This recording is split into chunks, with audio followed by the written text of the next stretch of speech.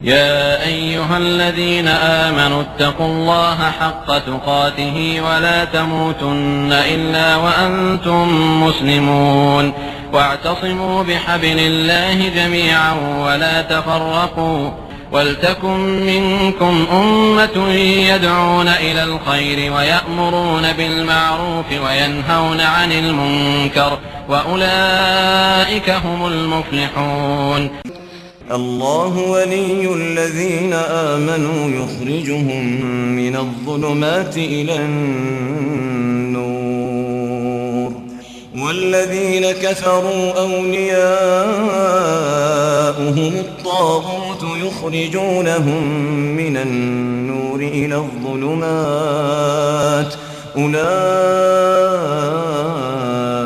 أصحاب النار هم فيها خالدون. معزز ناظرین کرام، السلام علیکم ورحمۃ اللہ وبرکاتہ. آپ دیکھ رہے ہیں نور ٹی وی جدہ اور میں ہوں محمد عاقل. سوال آپ کی خدمت میں پیش کروں گا اور اس کا جواب. السلام علیکم. وعلیکم السلام. میرا نام رفیع الدین انصاری ہے. میں انڈیا جھارکھنڈ رانچی کا رہنے والا ہوں. جی بھائی. میرا سوال یہ ہے کہ اگر میری نماز میں ایک رکعت دو رکعت چھوٹ جائے تو ثنا کس رکعت میں ادا کی جانی چاہیے؟ یہ ہمیں صحیح ثنا کس رکعت میں پڑھنا چاہیے یہ پوچھنا چاہ رہے ہیں. اگر دوسری تیسری رکعت میں شامل ہوئے ہیں امام کے ساتھ تو ثنا پڑھیں یا نہ پڑھیں. سوال آپ نے سن لیا ہے. اب ہم رخ کرتے ہیں فضیلت شیخ عبدالعزیز بن باز مفتی مملکت سعودی عرب کی جانب. وہ اس سلسلے میں کیا رہنمائی فرما رہے ہیں.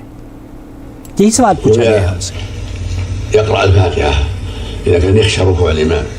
أما كان يعرف من حال الإمام وقراءته أنه يمدي يستفتح ويأتي بالفاتحة فلا بأس، لكن الأقرب والله أعلم أنه لا يستفتح، خصوصا إذا كانت جهرية لا يستفتح لأنه. مفتی مملکت سعودی عرب سے یہی پوچھا گیا کہ جو امام نماز پڑھا رہا ہے اور کوئی آدمی بعد میں شامل ہوتا ہے یا دوسری رکعت میں شامل ہوتا ہے یا تیسری رکعت میں شامل ہوتا ہے وہ ثنا پڑھے یا نہ پڑھے.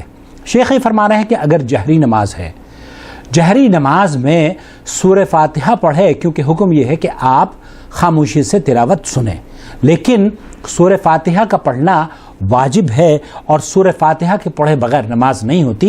اس لیے آپ کو چاہے سری نماز ہو یا جہری نماز ہو آپ کو سورہ فاتحہ پڑھنی چاہیے. نمبر ایک. نمبر دو، شیخ فرما رہے ہیں کہ اگر سری نماز ہے اور آپ اس وقت امام کے ساتھ شامل ہوئے ہیں اور آپ کو یہ گمان ہے کہ امام طویل نماز پڑھاتا ہے ظہر اور عصر کی، تو اس میں آپ ثنا پڑھیں، پھر اس کے بعد اپنی نماز کو پوری کریں. آپ دوسری رکعت میں اگر پہنچے ہیں تو آپ اگر چھوڑ بھی دیتے ہیں ثنا کو اور سورہ فاتحہ پڑھ لیتے ہیں تب آپ کی نماز جائز ہے اور درست ہے.